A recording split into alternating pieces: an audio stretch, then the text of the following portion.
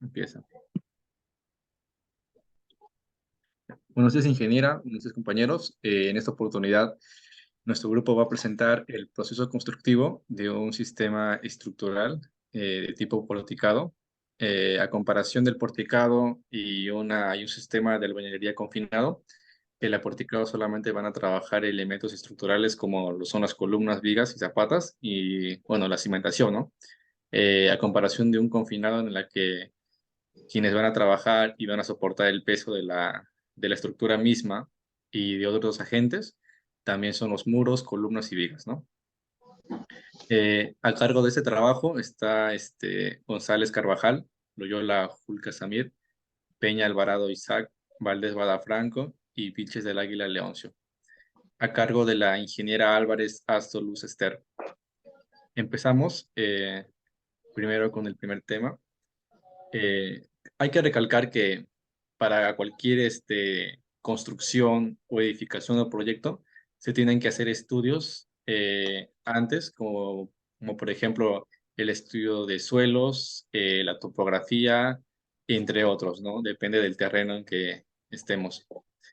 Hay que recalcar que este proyecto es de un colegio acá ubicado en Chimbote y que el proceso constructivo está, está regido por estas normas que ya se establecieron y por los planos que ya se presentaron y aprobaron.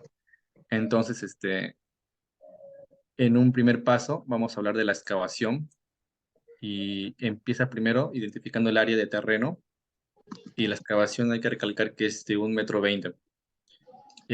El propósito para esta excavación es rellenarlo de cimiento, primero en un primer tramo también el mejoramiento de suelos y también como se dijo, el relleno de capas, ¿no? Ya más adelante se va a explicar lo que es la cimentación.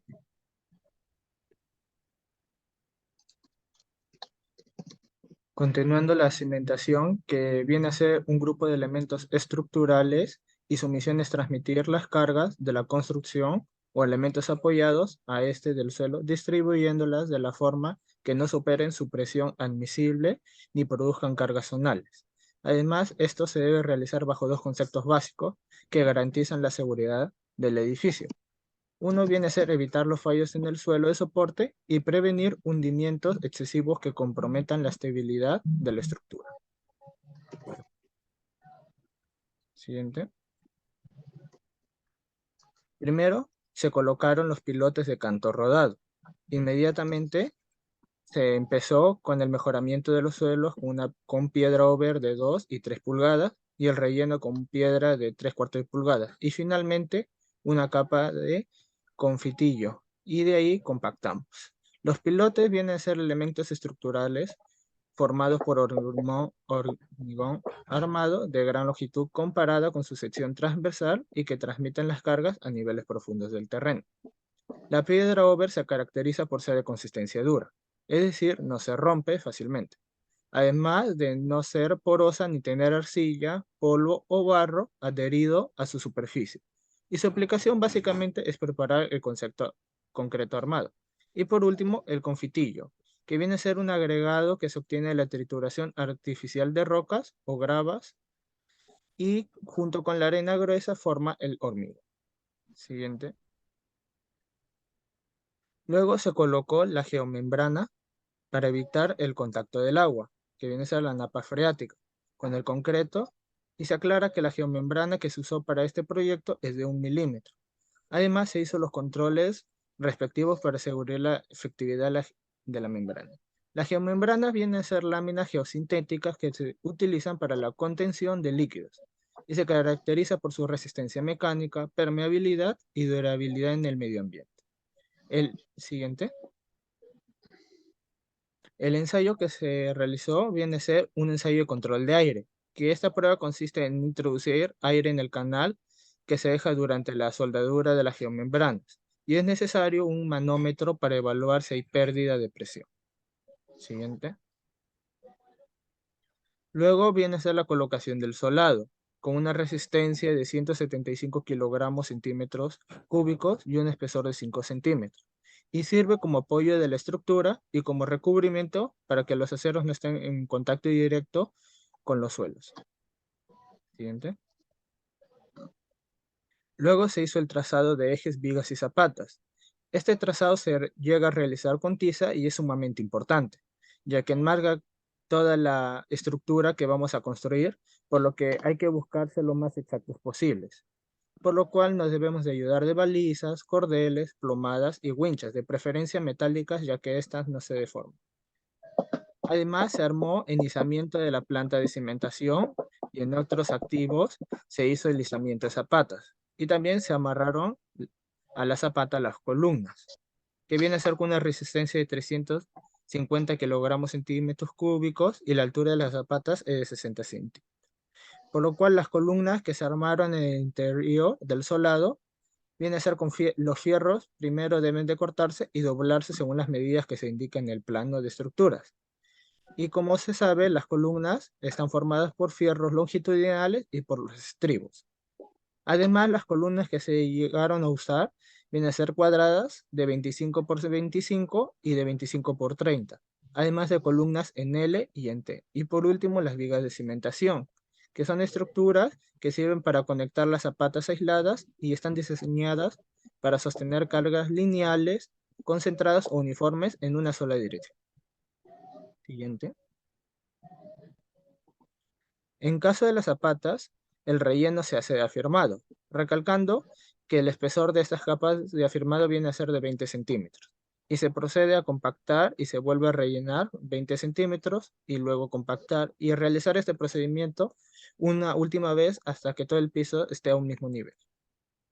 Siguiente. Antes de iniciar el vaciado se debe verificar que esté limpio si hay zonas de encofrado, que debe verificarse que estén debidamente apuntaladas. Y por último, se colocaron la capa de falso piso y con un espesor de 10 centímetros y un acabado de 5 centímetros. Siguiente. Las columnas. Como sabemos, las columnas tienen la propiedad de sostener el peso de la estructura a construir. Por lo tanto, su construcción requiere de mucho cuidado. Siguiente. Como ya había mencionado mi compañero anteriormente, luego de amarrar las columnas a las zapatas, ya con los fierros de 3 octavos o de 5 octavos, se pasa a colocar las formaletas para darle forma rígida a estos paneles que se sostienen para abrazarlos y mantenerlos en su posición. Siguiente. Ya con las formaletas, se vierte el concreto en las columnas, en la parte superior, asegurándose que todo sea distribuido de manera uniforme a través de las columnas, para así poder tener una mayor resistencia y para que así las columnas tengan una mayor resistencia. Ya, luego, se hace el respectivo vibrador sometiendo el concreto fresco a vibración para liberar el aire comprimido y así poder garantizar su correcta compactación y fundición. Con ello se logra que el concreto tenga un mejor acabado, que tenga una mejor durabilidad y que sea más resistente. Siguiente. Después que el concreto se endurezca, se comienza con el curado en la obra, para esto nos duró alrededor de 7 a 15 días. Esto evitará que se formen grietas y fisuras y ayudará a que el concreto alcance la resistencia especificada, que vendría a ser un 70% de la requerida, la cual es en las columnas es de 350 kilogramos centímetros cuadrados. Gracias. Continuando, en este caso hablaremos sobre la tabiquería. Los muros portantes o tabiques son una de las partes más importantes en lo que viene a ser la estructura de una edificación. Se caracterizan por ser construidas después de que la estructura principal esté terminada. Siguiente.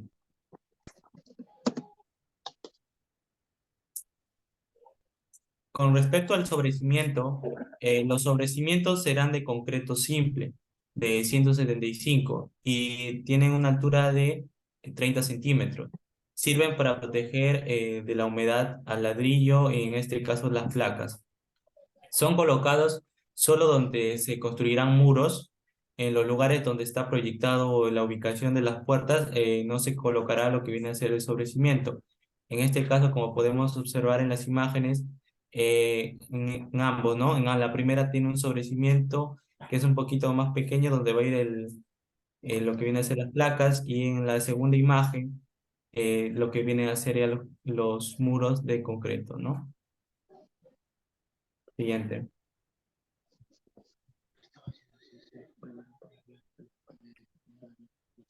Bueno, continuando con respecto a los muros, el material usado para la construcción de la tabiquería es el denominado placa P7, fabricado con ladrillos sílico-calcáreos y bien prensados y endurecidos. Estos ladrillos macizos tienen una gran densidad que el ladrillo de arcilla tradicional, influyendo en una mayor resistencia, un mejor comportamiento termoacústico y resistencia al ataque de las sales.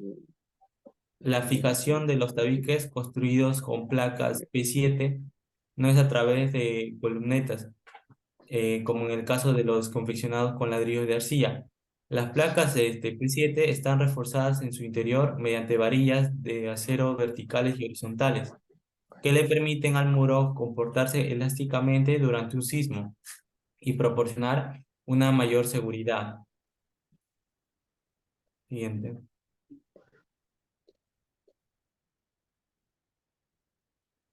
Bueno, el asentado de ladrillo se hace en soga.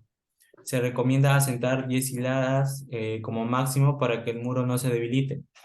Para el muro donde se instalarán las cajas de instalaciones eléctricas, se recomienda lo que viene a ser el asentado de canto. Siguiente. Bueno, aquí debemos de tomar en cuenta algunos aspectos muy importantes, como son que el tabique no está preparado para soportar los diversos tipos de fuerzas presentes en una estructura. Eh, Este caso, más que todo, suele soportar su propio peso y los efectos de un sismo actuando sobre su masa. Como vemos, las fuerzas serán pequeñas en relación a las que soporta una estructura completa. Este tipo de muros debe usarse solamente para dividir espacios o ambientes dentro de una edificación. En las edificaciones aporticadas debe estar aisladas de las columnas y vigas para que exista una separación suficiente entre ellos y así evadir problemas en la estructura. Esta separación o espacio, que lo que se denomina juntas, puede llenarse con material comprensible como el tecnopor. También se recomienda usar el ladrillo pandereta para hacer el tabique, debido a que disminuye su peso y los efectos sísmicos sobre él, ¿no? En este caso es indispensable usar un buen mortero, ¿no? En este caso recomendamos nosotros lo que viene a ser el tipo NP. Siguiente.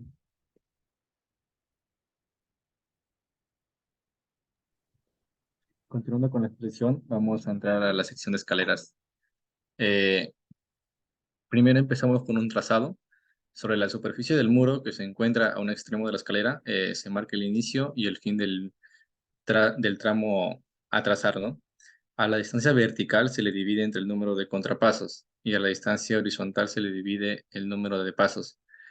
En esos puntos de referencia y con ayuda de la wincha y un nivel, hacemos el trazo respectivo. Luego se traza el fondo de escalera, teniendo en cuenta que el espesor mínimo es de 15 centímetros o el que especifique los planos. El encofrado. Siguiendo la línea que marca el fondo de la escalera, se hará una rampa que servirá de base para el encofrado. Luego se encofran los contrapasos usando tablas de 1,5 de pulgada de espesor que tengan un largo igual al del ancho de la escalera. Y esas tablas se deben asegurar con tacos de madera en sus extremos. Y además se debe colocar un listón de refuerzo en el centro de las tablas para que no se curven por la presión del concreto fresco. La prolongación del fierro de la escalera. En este caso se usó de diámetro 3/8 y primero se coloca la armadura del acero longitudinal y transversal que va en el fondo de la rampa. Hay que recordar que debemos colocar dados de concreto que nos garanticen el debido recubrimiento, y luego se coloca el acero superior, bastones de una longitud que debe estar indicada en el plano de estructuras. En el extremo inferior y superior de la escalera se debe haber mechas de acero provenientes de la cimentación o de la losa del techo según corresponda, y estas deben cumplir con las longitudes determinadas en los planos, que servirán aún así para enganchar los refuerzos de la escalera a la estructura del edificio. Preparación del concreto. El concreto a usarse deberá ser de la misma calidad que el de las columnas y de los techos. Como ya se mencionó antes, la resistencia del concreto es de 350 kilogramos por centímetro cuadrado. Y la proporción recomendable es una bolsa de cemento por 2/3 de buggy de arena gruesa y de piedra chancada.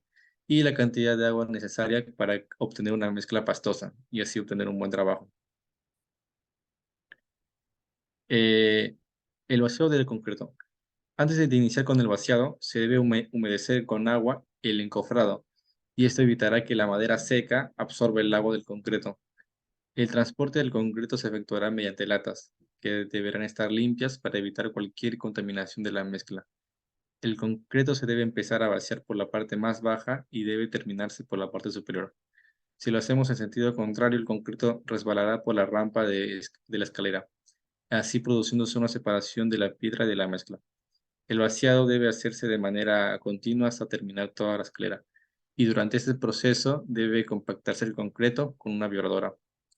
La finalidad de usar una vibradora en la escalera es para evitar cangrejeras y así obtener una capa uniforme por toda la escalera. También hay que recalcar que en la escalera, como se ve acá en el ejemplo, eh, ya se mencionó que el diámetro es 3 octavos, y como se ve acá en la parte de abajo, la resistencia son 350. Como se mencionó, también está amarrado a una viga en la parte de la cimentación y acá también, ¿no? En la parte de la columna. Hay que recalcar también que estas escaleras no deben estar en las partes eh, de los lados, no debe estar amarrado, o mejor dicho, ahí enganchado con el muro o ya sea otra columna, que no sea una columna solamente para la escalera. Si hablamos sobre una columna que va a soportar vigas y va a soportar peso, este tipo de columnas no se deben de amarrar. Sin embargo, sí se pueden amarrar a columnas que solamente están hechas para la escalera. Estas con la intención de que cuando haya un movimiento sísmico, la parte de arriba y de abajo, donde van a estar amarrar la escalera, no se quiebre, porque van a hacer un movimiento brusco, y si tenemos la escalera amarrada ahí, pues lo que se ocasionará sería el colapso, ¿no? Entonces es recomendable para este tipo de edificaciones tener las escaleras aisladas. Pa- para vigas y losas. Siguiente. Ya. Para vigas y losas, en el colegio donde fuimos, en el paso 1, se realizó el armado donde irán las vigas principales. Estos normalmente son fabricados de madera. En este caso, el material fue de acero. Como podemos ver en la imagen, aquí vemos andamios que van a soportar a las vigas principales, tanto como la losa, ¿no? Siguiente. Ya. En el paso 2, se colocaron las soleras de las vigas, donde el plano así lo requirió. Como podemos ver aquí, en esta flecha, en la imagen, en la flecha naranja, esta es nuestra viga principal. Siguiente. En el paso 3, vamos a proceder con el armado del acero de vigas. Como vemos aquí, en la parte izquierda de nuestra imagen, está tanto el acero como para las vigas, como para las viguetas. Y en la parte derecha, como vemos aquí en la flecha azul, está aquí las vigas, ¿no? Las vigas principales. En el paso siguiente, por favor. Ya, en el paso 4, se acomodaron y clavaron los laterales de las vigas que van debajo de las viguetas. Como podemos ver aquí, en la flecha azul están, ¿no? Los laterales en la imagen. Siguiente. En el paso 5, se colocaron las bases de todas las viguetas y clavamos los laterales de las vigas que van debajo de las viguetas. Y estos van de 50 centímetros de eje a eje. Y también se va a armar luego de esto el acero de las viguetas, ¿no? Como podemos ver acá en la imagen, la flecha naranja, estos van a ser nuestras bases de las viguetas. Siguiente.